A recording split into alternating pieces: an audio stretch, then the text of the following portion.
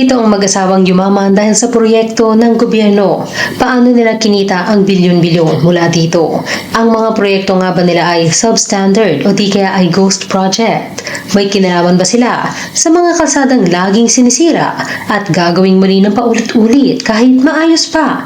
Dati nga ba silang naghihikaho sa buhay at tinulungan ng isang kamag-anak na mayor upang makakuha ng mga proyekto? Kilalanin natin ang mag-asawang Diskaya, ang hari at reyna ng flood control projects sa Pilipinas. Tara, alamin natin sa history. Disclaimer, lahat ng aming babanggitin sa video na ito ay mapapanood at mababasa din sa iba't ibang online sites at articles. Bago makilala bilang hari at reyna ng flood control na mayroong mahigit 40 luxury cars, ay nagsimula sa humble beginnings ang mag-asawang Sara at Curly Diskaya. Ang ina ni Sara ay nagtatrabaho sa United Kingdom bilang isang chambermaid sa isang hotel. Nakarelasyon nito ang isang Briton na waiter at siya ang naging bunga. Ipinanganak siya sa London at pinangalan ng Cesara Rowena. Sa kasamaang palad ay hindi na uwi sa kasal ang pagmamahalan ng kanyang ina at ama. Muling nagkaroon ng karelasyon na Briton ang kaniyang ina at ibinunga naman nito ang kaniyang kapatid na si Lisa. Hindi din nauwi sa kasal ang nakarelasyong ito ng kaniyang ina at nakilala ng kanilang ina ang kanyang magiging The One, isang Pilipino na Cruz ang apelido. Ikinasal sila at ibinigay niya ang kanyang apelido sa magkapatid na Sara at Liza, kaya Cruz ang naging apelido nila sa pagkadalag. Umuhay nila sa London ay simple lamang. Nakatira sila sa council flat o iyong pabahay ng gobyerno. Ang kanyang ina ay paminsan-minsang rumaraket bilang tagalinis ng mga bahay kapag mayroon siyang ekstrang oras. Libre din ang kanyang pag-aaral ng elementarya at high school sa pampublikong paaralan sa London. Pero nakaranas siya dito ng pambubuli dahil sa kanyang itsura, lalo na at iilan pa lamang sila ng mga anak ng Asyano na nag-aaral doon, lalo na sa kanilang lugar. Minsan daw ay lumalagpas pa sa masasakit na salita ang ginagawa sa kanya ng mga kamag-aral at sinisipa siya sa ilalim ng lamesa o kaya ay sinusuntok sa braso. Kaya naman, minsan daw ay nauwi siyang may mga pasa sa binti at braso. Sa pagdaan ng panahon ay natutunan niyang pasukin ang sport at dito daw siya ay mas natanggap na dahil sa kanyang pagiging magaling dito. Sa kanyang deleted interview kay Corina Sanchez ay sinabi ni Sara na 15 years old lamang siya nang magdesisyon ang kanyang mga magulang na bumalik ng Pilipinas. Nahihirapan na daw ang mga ito sa pagtatrabaho dahil shifting ang schedule at mayroon na rin naman silang ipon upang makapagsimula ng maliit na negosyo para sa kanilang pagre-retiro pabalik ng bansa. Nais din nilang ma-adopt ng magkapatid na Sara at Liza ang kultura ng Pilipino. Tumira sila sa kanilang bahay sa Barangay Bambang malapit sa Pasig Public Market. Sa pag-aaral sa Pilipinas daw nabuo ng gusto ang confidence ni Sara dahil sa pagtanggap sa kanya ng mga kamag-aral. 2 taong nag-aral si Sara ng kursong Business Administration, Major in Management of Service Institution sa La Consolacion College bago lumipat sa mas malapit na eskwelahan na Pasig Catholic College o PCC kung saan tinapos niya ang kursong Business Administration, Major in Computer Management. Dito ay naging kaklase niya si Pacifico Curly Diskaya II. Ang pinagmulan ni Curly ay iba sa kinagisnan ni Sara. Galing siya sa isang mahirap na pamilya. Mga illegal settlers sila na nakatira sa may Floodway East Bank. Siya at ang kanyang kambal na lalaki ay pinaaral ng mga pare. Libre ang kanilang tuition, bahay at pagkain. Kapalit lamang nito ay pagsisilbi sa simbahan bilang tagalinis, kasama na ang pagiging proxy at volunteer kapag wala ang mga ibang tao ng simbahan gaya ng lector o kaya ushers. Nagsisilbi din sila bilang sakristan. Tuwang-tuwa daw si Curly na makasama ang mga pare dahil kung anong kinakain nila at kung saan sila nakatira ay pareho din daw ang sa kanilang magkapatid. Nahihingi pa daw niya at naiuuwi sa kanyang pamilya ang mga sobrang alay na pagkain gaya ng prutas at delata na ibinibigay sa mga pare. Kwento ng pagmamahalan. Unang beses daw makita ni Curly si Sarah sa classroom ay nakaramdam na daw siya ng kakaiba sa dalaga. Pero nagdadalawang isip siyang manligaw dahil tingin niya ay hindi siya karapat-dapat para dito. Dahil napansin niyang may accent ang dalaga at halatang galing sa may kayang pamilya. Dahil sa labis na pagmamahal na nararamdaman ay nilakasan daw ni Curly ang kanyang loob na magpakilala kay Sarah. Umagang-umaga pa lamang daw ay naglilinis na ng simbahan si Curly at isinasara ang mga pinto ng simbahan upang hindi siya makitang naglilinis at pawisan ng mga kamag-aral, lalo na ni Sarah. Dahil malapit lamang daw ang simbahan sa kanilang eskwelahan. Ang nais niya ay kung makikita siya ay nakasuot na siya ng sutana bilang alalay ng pare. Dahil wala namang masyadong sariling pera ay naging mapamaraan si Curly sa kanyang panliligaw. Pagkatapos ng kanyang trabaho tuwing hapon ay pipiliin niya ang mga inalay na bulaklak sa mga poon na hindi palanta at iyon ang dadalhin niya kay Sarah tuwing aakyat siya ng ligaw sa bahay nito. Ang first date nila ay sa kantin ng PCC dahil wala naman daw talagang masyadong pera si Curly at ang mga sumunod ay sa mga fast food gaya ng Jollibee. Tatlo daw ang kasabayan ni Curly na nanligaw noon kay Sarah pero si Curly ang pinaka-pursigido, nakakatawa at nakapalagayang loob ni Sarah. Matapos makagraduate ng kolehiyo ay pinabalik ng kanyang ina si Sarah sa UK upang matuto siyang magtrabaho at buhayin ang sarili. Naroon na din ang kanyang kapatid at pareho silang nagtatrabaho doon. Naging mahirap ang simula ni Sarah sa pagtatrabaho. Aniya, kahit tatlo na ang kanyang trabaho sa UK, kahit pa hindi naman siya nagpapadala sa Pilipinas. Nagtrabaho silang pareho doon bilang domestic helper habang si Sarah ay hindi binanggit kung ano ba ang ikalawa at ikatlo niyang trabaho. Nagpabalik-balik siya sa Pilipinas dahil sa hirap hanggang sa nagtrabaho siya sa isang recruitment agency sa Pilipinas noong 2002. Dito na daw siya nabuntis ni Curly sa kanilang panganay pero hindi pa daw handa noon si Curly magpakasal lalo na at bumuo ng pamilya. Kaya nagdesisyon si Sarah na umuwi ng UK dahil libre ang kanyang panganganak doon at magkakaroon ng mas magandang benepisyo ang kanyang anak. 7 buwang buntis na daw siya nang tumawag sa kanyang mga magulang sa Pilipinas upang ipaalam na siya ay nagdadalang tao. Noong una daw ay araw-araw pa siyang natawag kay Curly pero nang manganak na siya ay itinigil na niya ang pagtawag dito dahil buo na ang desisyon niyang maging isang single parent. Sa sumunod na taon ay umuwi si Sarah ng Pilipinas kasama ang anak nilang pinangalanan niyang Gerard upang doon ito pabinyagan. Hindi daw niya sinabihan si Curly pero bigla na daw itong nagpakita at nang mahawakan sa unang pagkakataon ang kanilang anak ay hindi na daw sila pinakawalan. Sa parehong araw noong 2003 ay ginanap ang kasal nila sa huwes at binyag ng kanilang anak. Pero kinailangang bumalik nila Sarah at Gerard sa UK dahil hindi makakabuhay ng anak ang sweldo sa Pilipinas. Wala ding pinagkakakitaan pa noon si Curly, kaya naman susunod sana siya ng UK upang magtrabaho bilang caregiver. Nag-apply siya ng tourist visa pero na-deny ito dahil wala siyang sapat na pera para mag-tour. Sumunod ay fiancé visa naman ang kanyang inaplayan pero na-deny din ito dahil noong una ay tourist ang kanyang inaplayan at ngayon ay biglang may kakilala pala siya sa UK. Maaaring nagdulot ang hakbang na ito ng pagdududa. Nang umuwi naman si Sarah at ang kanilang anak sa Pilipinas ay nagdesisyon silang si Curly ang pupunta ng UK para magtrabaho. Plano pa rin sana niyang mag-caregiver doon. Pero nang muli siyang mag-apply para sa visa ay kinwestiyon na ito ng consul dahil nakakailang apply na siya at paiba-iba ang klase ng visa. Dagdag pa na bakit daw siya aalis samantalang nandito ang kanyang pamilya. Kaya naman ay ibinlacklist siya ng 10 taon. Mga pinagdaan ng hirap. Dahil walang trabaho si Curly nang magsimula silang magsama at nag-fail ang plano nitong magtrabaho bilang caregiver sa UK ay sinubukan na mag-asawa ang iba't ibang pagkakakitaan. Nagsimula daw ang dalawa sa construction business. Negosyo na din ito ng pamilya ni Sarah.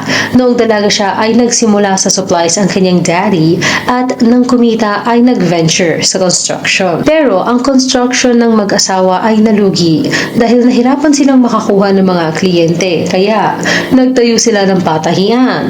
Located ito sa lupa ng mga magulang ni Sarah kung saan nagtayo din ng bahay ang mag-asawa. Nalugi din ito at ipinabenta nila ang nasa mahigit na 100 makina na pangtahi at nagdesisyong mag-focus sa construction. Pero bago ito ay nag-sideline pa ang mag-asawa. Naging English teacher si Sarah sa John Roberts Powers at si Curly naman ay nagbebenta ng bubo. Dahil dumami na rin ang kanilang mga anak, ay dumami na din ang mga responsibilidad ng mag-asawa. Lalo na pag nagsasabay-sabay pa ang mga bilihin at bayarin. Minsan daw ay wala pa silang panggatas at pang-diaper, kaya napipilitan silang kumatok sa pintuan ng kanyang mga magulang upang humiram ng pera pambili ng pangangailangan ng kanilang mga anak na noon ay mayroon ding mga kondisyon. 4 ang kabuoang bilang ng kanilang mga anak. 3 ang lalaki at 1 ang babae. Lahat sila ay mayroong Attention Deficit Hyperactivity Disorder o ADHD at kinakailangan na magpa-therapy. Minsan daw ay installment basis na ang kanilang binabayaran sa tuition fee pero papalya pa sila ng bayad at makikiusap pa sa pamamagitan ng promissory note.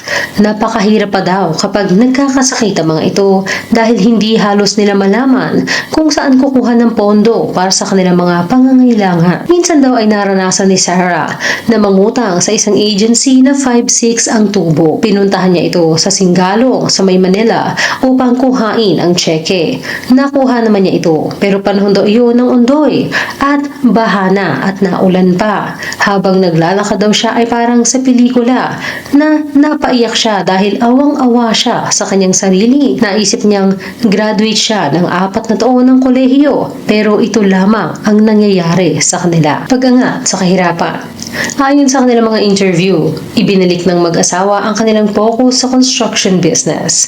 Nakiusap si Curly sa kanyang father-in-law na kung maaari ay bigyan sana siya ng trabaho kahit tagabantay lamang ng mga site niya. Pumayag naman ito at sinipagan ni Curly ang kanyang pagtatrabaho. Hindi pa daw siya magaling noong una, pero sa tagal ng kanyang pagbabantay ay marami na daw siyang natutunan sa construction mula sa mga nakakasamang foreman na sinabi niyang minsan mas magaling pa kaysa sa engineer. Ang eksaktong sinabi niya sa interview ay yung mga foreman minsan magagaling pa sa mga engineer.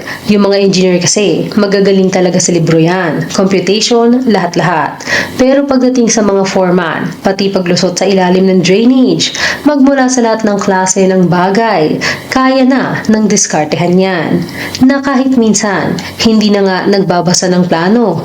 Kung papaano yung pagsuksok ng bakal. So, babasahin na nila ng kapiraso yon, plano, alam na nila i-implement yung bagay na yon. So, doon ako natuto. Sinigundahan pa ito ng komento ni Sarah na bookish ang engineer at ang foreman ay sa actual execution. Nang tingin niya ay kaya na niyang magsarili, ay hiniling niya sa kanyang biyanan na hihiwalay na siya at kung maaari ay bigyan siya ng proyekto.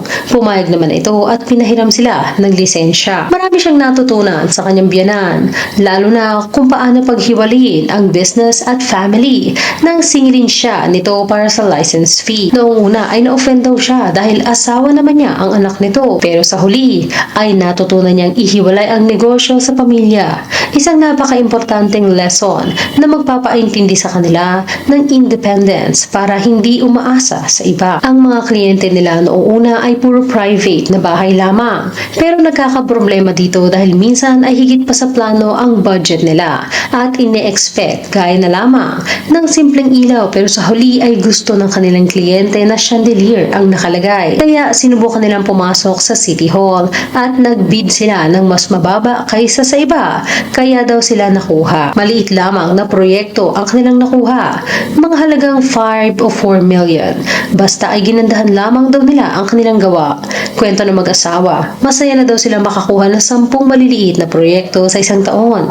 Bawat is daw dito ay aabot ng 5 o 4 na milyon. Pero sa katagalan ay mas maganda daw na kumuha na lamang sila ng 1 o 2 malaking proyekto sa DPWH na mas madaling bantayan kaysa ma-overwhelm sila sa maraming maliliit. Sa hiwalay na interview ay ikinuwento ni Sarah na kaya sila nakapasok sa DPWH ay may nag-impita daw sa kanya na sumali sa isang agency ng gobyerno at magkontrata doon. Pumayag siya basta daw mabilis makakasingil dahil sa ibang agency ay aabot ng 6 months to 1 year kaya nahihirapan silang paikutin ang pera. Binigyan sila ng listing at tinungo nila ang agency upang tanggapin ang isa sa proyekto at ibinigay niya ang huling pera nila sa savings dito. Sa huli ay nalaman nilang tapos na daw ang proyekto at naniningil na ang contractor. Sa sobrang stress ng pagkakascam sa kanila ay nagkaroon pa daw siya ng mild heart attack. Sa kabila nito ay ipinagpatuloy nila ang pangungontrata sa gobyerno at dito na daw nagsimula ang pagkakaroon nila ng mas maaayos na kontrata. Pero may isa pang bersyon kung papaano nakapasok ang mag-asawa sa DPWH sa gobyerno. Ayon sa isang komentaryo sa Vera Files na pinamagatang Untold Secrets of the Discayas, humingi daw ng tulong ang mag-asawa kay Mayor Vicente Enteng Eusebio, ang half-brother ng nanay ni Sarah. Ang pamilya Eusebio ay aktibo sa politiko, kasama na din ang kanilang mga pinsan at mga asawa nito. Ang kanyang tito Enteng ay nagsilbing vice mayor ng Pasig noong 1980 hanggang 1986 at naging mayor naman noong 1992 hanggang 2001. Pinalitan siya ng kanyang asawang si Soledad Eusebio noong 2001 hanggang 2004 at muli siyang naging mayor noong 2004 hanggang 2007. Ito na daw ang panahon na humingi ng tulong ang mag-asawa. Sinasabing ang kanyang tito Mayor Enteng ang nagbigay ng lahat ng proyekto ng Pasig sa mag-asawa at maaaring ang kapital ay nagmula umano sa gobyerno. Nang palitan ng kanyang anak na si Robert Eusebio ang kanyang ama sa pagka-mayor noong 2013 hanggang 2016 ay naging mas generous daw ito sa pagbibigay ng mga proyekto sa kanyang pinsang si Sarah at sa kanyang asawa. Sa ilalim ng kanyang palakad ay namayagpag ang mga diskaya at nakapag-expand ng ilan pang construction companies. Hawak ng pamilya Eusebio ang pagka-mayor ng Pasig hanggang taong 2019 nang palitan sila ni Mayor Vico Soto. Sinasabing ang pagtakbo ni Sarah bilang mayor noong 2019 ng Mayo ay isa lamang hakbang upang maibalik ang kapangyarihan ng mga Eusebio. Itinanggi ito ni Sarah at sinabing hindi siya related sa mga Eusebio. Isa lamang daw itong political tactic mula sa mga kalaban sa politika. Sa ngayon ay mayroon ng 9 na construction companies ang pamilya Diskaya. Ilan dito ay ang St. Gerard Construction, General Contractor and Development Corporation, ang kauna-unang construction company na kanilang itinayo noong 2003 at ipinangalan sa kanilang panganay na anak. Ang Alpha and Omega Construction, General Contractor and Development Corporation na nabanggit sa isang hearing sa Senado at marami pang iba. Alinman sa mga bersyon na ito, ang pagkakapareha ay umasenso ang buhay ng mag-asawa mula sa mga proyektong kanilang nakukuha sa DPWH. Ramdam daw nila ang pagbabago. Ngayon ay hindi na nila kinakailangang kumatok sa pinto ng kanyang mga magulang upang manghingi ng pambili ng diaper at gatas ng kanilang mga anak. Hindi na sila natatakot mag-grocery na limitado lamang ang budget. Nakakapamasyal na silang pamilya at higit sa lahat ay na-afford na nila ang lahat ng pangangailangan ng kanilang mga anak na may mga kondisyon. Isa pa sa mga pinapractice ng mag-asawa ang Feng Shui. Nalaman nila ito mula sa isang kaibigan nilang naniniwala dito na may kaibigang inche. Ipinakita sa kanilang interview ang napakaraming kristal at estatwa na nakadisenyo palibot sa kanilang building. Paliwanag ni Curly, nagsimula daw siya sa 10,000 halaga ng Feng Shui art. Sinunod niya ang mga principles kung saan ito dapat ilagay at napansin niyang mas naging magaan ang pasok ng pera. Sa sumunod na taon ay bumili siya ng 20,000 worth ng Feng Shui art at pinag-awayan pa nila itong mag-asawa dahil bakit daw siya gumastos ng ganoong kalaki para sa Feng Shui items. Pero naging maganda daw ang resulta at sa sumunod na taon ay nasa 100,000 worth na ng Feng Shui items ang kanilang binili upang ipalibot sa kanilang building at mas naging maganda pa daw ang pasok ng pera. Napansin niyang kapag mas malaki ang inilabas nila para sa feng shui items, ay mas malaki daw ang pasok ng pera. Kaya naman sa paglipas ng taon ay umabot na sa milyon-milyong halaga ang mga ito na ipinapaship pa nila mula sa China. Nakapalibot sa kanilang building ang iba't ibang disenyo ng mga feng shui arts gaya ng statue ng elepante, palaka, arwana at dalawang life-size bronze statue ni Kuang Ko. Kasama na rin ang mga kristal.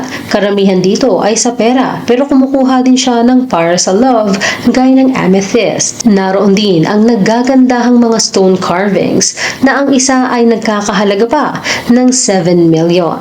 Pero hindi naman daw naapektuhan ng feng shui ang faith nila kay God dahil wala naman daw masama kung maniniwala ka sa swerte.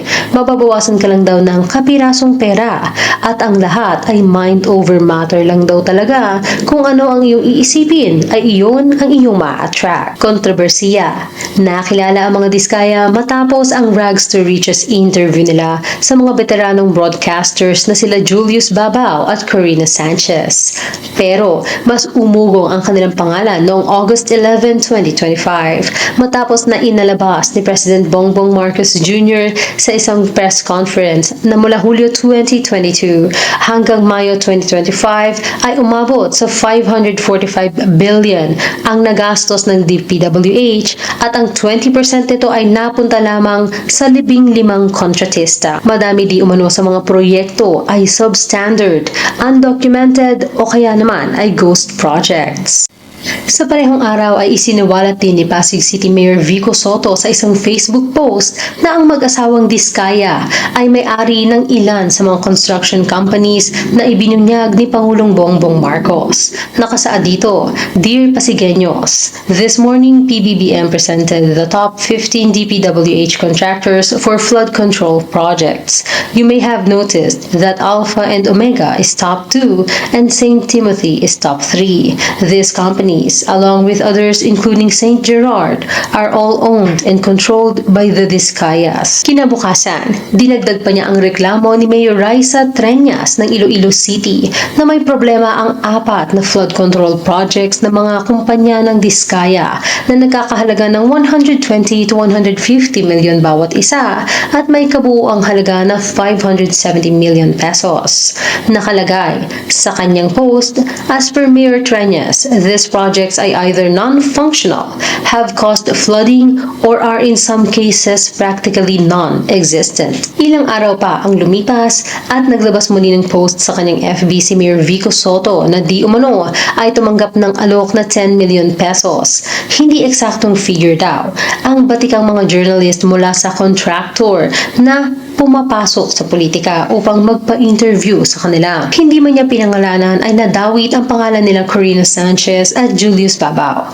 Ang kampo ni Corina ay sinabing hindi totoo na may 10 million placement para sa interview at ang pagpapahiwatig nito ng malisyoso at mapanirang post sa Facebook laban sa kanilang show at kay Miss Corina Sanchez ay isang uri ng cyber libel. Samantala, si Julius Babao naman ay sinabing hindi ito news report kundi lifestyle feature para sa kanyang YouTube channel na mafi-feature ang success stories. 2024 pa daw ginawa ang interview at ang purpose nito ay upang maka-inspire ng mga tao na makamit din nila ang tagumpay sa pagtatrabaho ng mabuti at pagkakaroon ng strategy. Their rags to riches story is very interesting. Dagdag pa niya.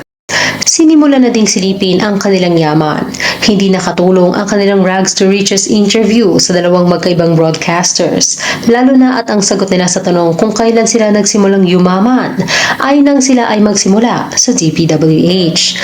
Lalong hindi nakatulong nang itour nila ang interview ni Julius Babao sa malawak na parking lot ng kanilang St. Gerard Construction kung saan naroon ang kanilang mahigit 40 luxury cars na karamihan ay imported at pang personal use lamang nila. Sa ngayon ay ipinatawag na ang mag-asawa kasama ang iba pang contractors at isinasailalim sa hearing.